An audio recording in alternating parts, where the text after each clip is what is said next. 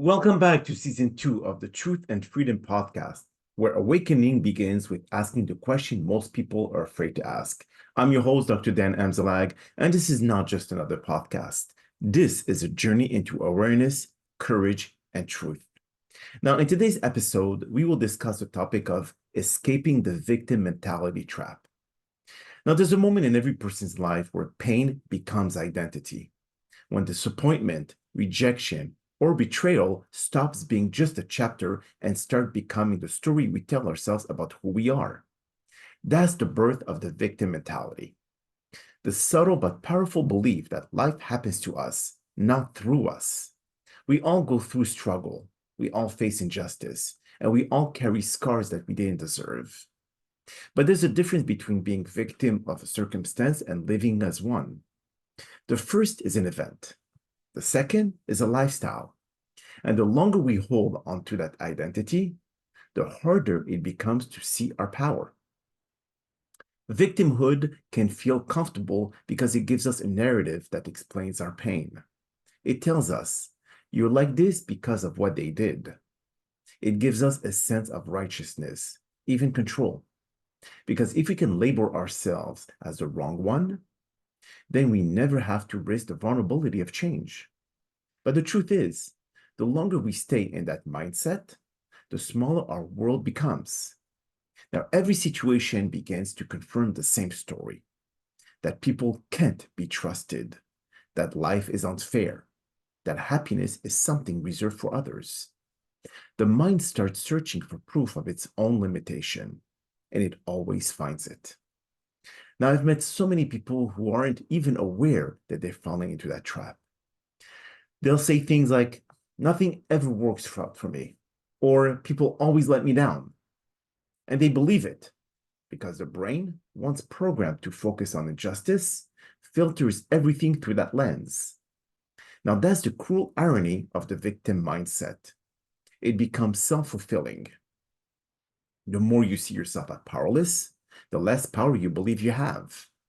The more you expect pain, the more you unconsciously attract it, because your decisions are shaped by fear rather than possibility. Now, escaping the victim mentality doesn't mean denying that bad things happened. It means deciding that they won't define you anymore. It means saying, yes, that hurts. Yes, I didn't deserve it, but I refuse to carry it into my future. Now, healing begins the moment you stop asking, why did this happen to me? And start asking, what can I learn from this? That shift moves you from powerless to powerful, from reactive to responsive, from surviving to creating. Now, it's not about blaming yourself for what you went through. It's about reclaiming authorship over what happens next.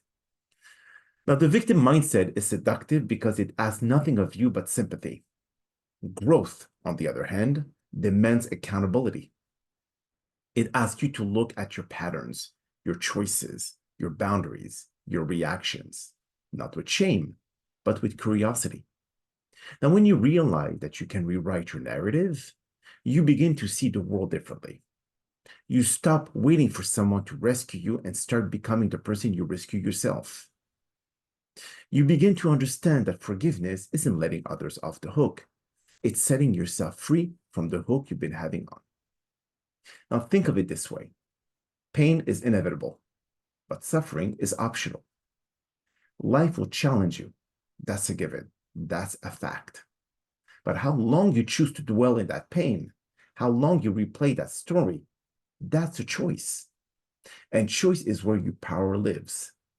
People often resist this because truth they think is diminishes their experience. But it doesn't. It honors it. It says, I see what I've been through, and I'm still here, stronger, wiser, more awake. Now, the greatest act of rebellion against everything that tried to break you is not staying wounded, it's thriving anyway. Breaking free from victimhood also means changing your language. Notice how you speak to yourself. Do you say, they hurt me? Or do you say, I learned something from that experience? Or something like, do you say, I can't, or I haven't yet?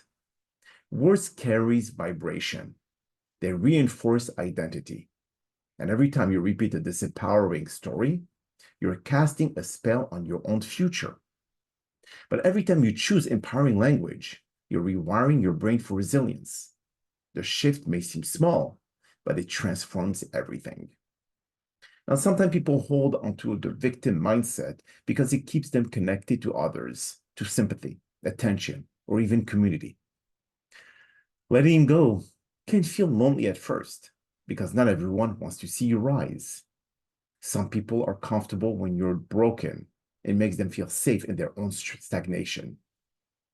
But your healing will disturb those who still committed to their wounds. And you should let it, because your freedom is not meant to please everyone.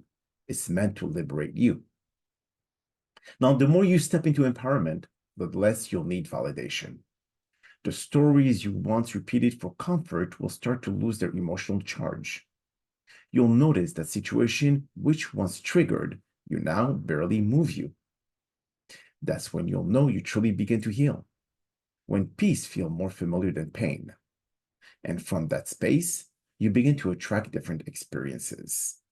Opportunities open, relationship deepens, and your energy start aligning with possibility rather than protection. Now, escaping the victim mentality doesn't mean pretending everything's fine. It means accepting life as it is, then choosing what you'll make of it. It's about stepping into responsibility, not as burden, but as power. And responsibility means the ability to respond. Now, you cannot always control what happens, but you can always control how to respond to it. That's where freedom lives.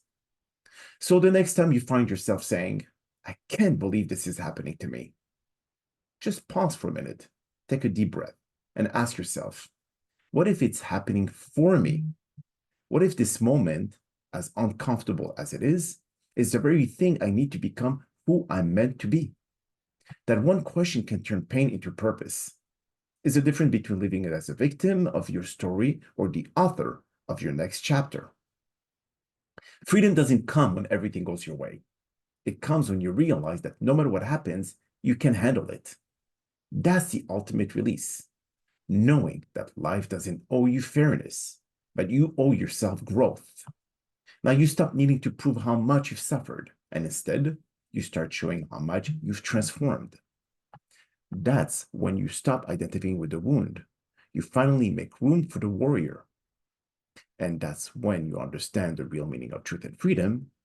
It's not about escaping your past. It's about transcending it. Now, I hope that you've all enjoyed this insightful episode as much as we did, and stay tuned for our next one as we explore discipline over motivation, the secret weapon of self-mastery. Until then, my friend, stay awake, stay grounded, and stay free.